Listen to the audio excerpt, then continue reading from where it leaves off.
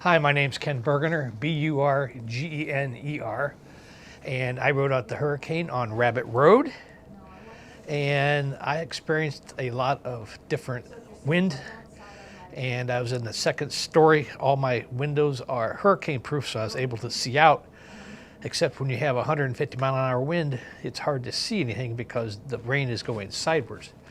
And I wasn't really too concerned because my house was built up 8 feet.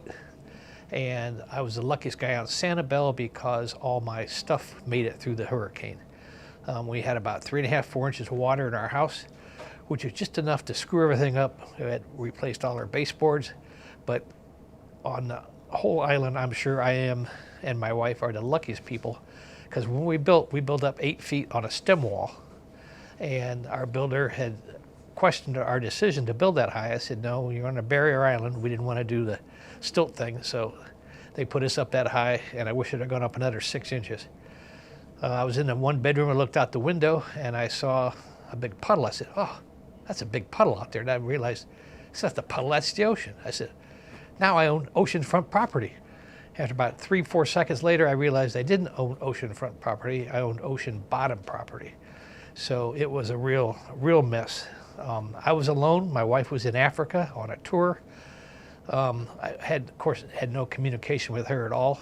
She was scheduled to fly into Fort Myers, I think that Friday. Of course, I was canceled. She ended up going up to Columbus. And that same problem, you know, no communication with anybody. And I finally got my phone working 3-4 days later, 18,000 messages, and it just, you know, an email. And I had 5 or 6 people call the police. Oh, he's missing. He hasn't responded. I understand why, because with no electric, you can't respond. The police did show up and asked me if I was all right. On Thursday, I went out and rode my bike where I was going to ride my bike, but there's still probably a foot of water on Rabbit Road. So I walked down to West Gulf Drive, and it was just a mess. Big trees were in the yard. I had blown over into the street, so I went past 2 or 3 of those. I got up to West Gulf and looked down the road, and they had moved a house onto West Gulf, which is not good. So I said, well, I'll just maybe go out to the beach and take a quick look. Well, you couldn't, because the trees were just totally covered the beach, and there's no way you could even get close to the water. So I ended up walking back through the slime, and it was slippery. I ended up getting a stick to hold myself up, and still slipped there. Didn't fall, but I came very close to it. I was walking back home. I thought, you know, if I fall out here, no one's going to find me, because there's nobody out. Nobody was there. The police hadn't arrived yet. I did hear helicopters the next day, which is amazing. I saw a couple people get lifted out of their house by helicopter. I thought that'd be a good way to leave the island. So Friday, the second day, the water had gone down fairly much, so I took my bicycle and I rode down Sandcap Road, and all the telephone poles had snapped in half. And there were wires on the road, and you can see by this video that you're looking at now, it was a real mess. So I ended up riding to Ding Darling. This is on a Friday. So I know that Ding Darling is closed on Friday, but I rode up to the gate, and the gate was open. So I said, well, they must be open for business. Well, I went in, and the gate was open, but it was in the tree. I told Tony, the ranger, a couple weeks later, and she said, you couldn't go in there. You can't do that. Well, I did, and no one said anything. I rode about, down to the tower, which I thought for sure would be gone, but it was all still there. I saw a lot of birds there, which was good.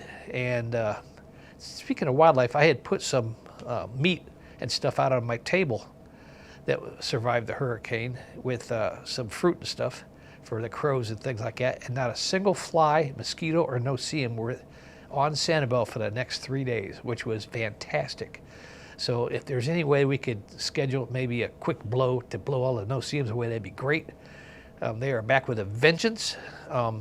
It was just, you know, on Friday I did see some neighbors down the street, and I went over to my neighbor.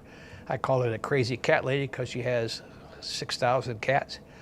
And went up, knocked on her door. She said, she goes, I've lost my client for this weekend's wedding, but she goes, I'm sure I'll be next weekend.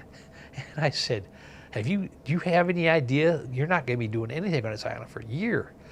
Oh, no, it'll be fine. We'll be back to normal next week. She had no clue. I talked to a couple other people. All my vehicles made it. A friend of mine kept his Jeep at our house because like I said, we're up 8 feet. And he was on the north side of the house, and the wind came from the south, so his Jeep had no damage. My Jeep had no damage after the hurricane. I think on Saturday, I was riding around into my Jeep, and I went past the police. They had a little cart, and there's like 7 guys jammed into it.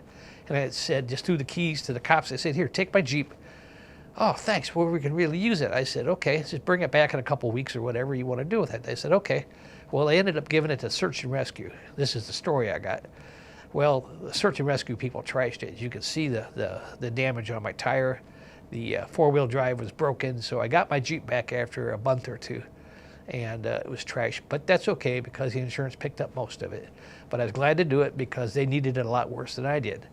Well, I still had my car, so I ended up taking a lot of people down to the city dock to get ferried off the island. And I had 2 or 3 people who were we're horrible, this is horrible, we've lost everything we own. I told them, I said, look at all the people who've come out here to help you. I said, the response was immediate. You got everything. I said, you'll be fine, take you to shelters, you're not gonna starve to death. I think if you were in a third world country and this happened to you, that'd be it. You would never get your house back. So very lucky, and a lot of people said, okay. When I was riding around in my car, the search and rescue people stopped and they said, hey, would you do us a favor? I said, what? Would you take the cat lady to the boat? I said, no. And the guy says, I understand. So I didn't take her. She ended up actually, I think I saw her on YouTube getting airlifted out with her cat box. Anyway, I had no pets and everything was there. So I left on Sunday and went on an exciting pontoon boat ride when I drove myself and 3 other people down to the pier. I got out of the car, turned through my keys to I think it was another cop, said, here's my car, just keep it, and, here's the address in here, so when you're done with it, just stick it in the driveway. So he said, okay, no problem. And this is before we had any power in back, so I said, make sure to park it so that the front sticks out the garage. So in case I have to jump it, it'll be easy to do, but I didn't have any problems. So I did leave, and a friend of mine arranged for me to stay in a beautiful, beautiful spot for free, a 3-bedroom.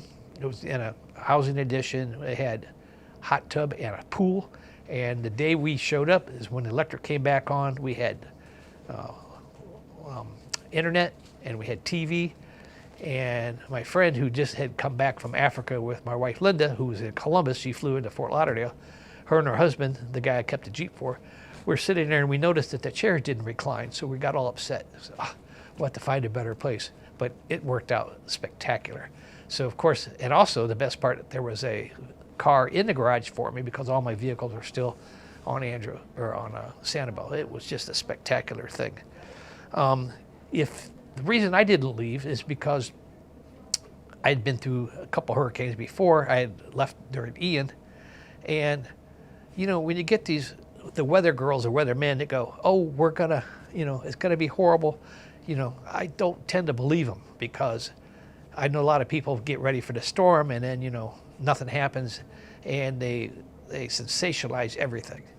But next time they say surge, which is, I'm sure you've all our people talking about surge, it's the #1 thing, water. I remember I filmed 2 or 3 hurricane talks for the city, and that was the #1 thing I left with. I said, respect the wind, fear the water. So, and that's my story, and I hope you enjoyed the video. And I'm going to be the first one on the video because I'm doing this, and I'll throw some other pictures in and words of wisdom.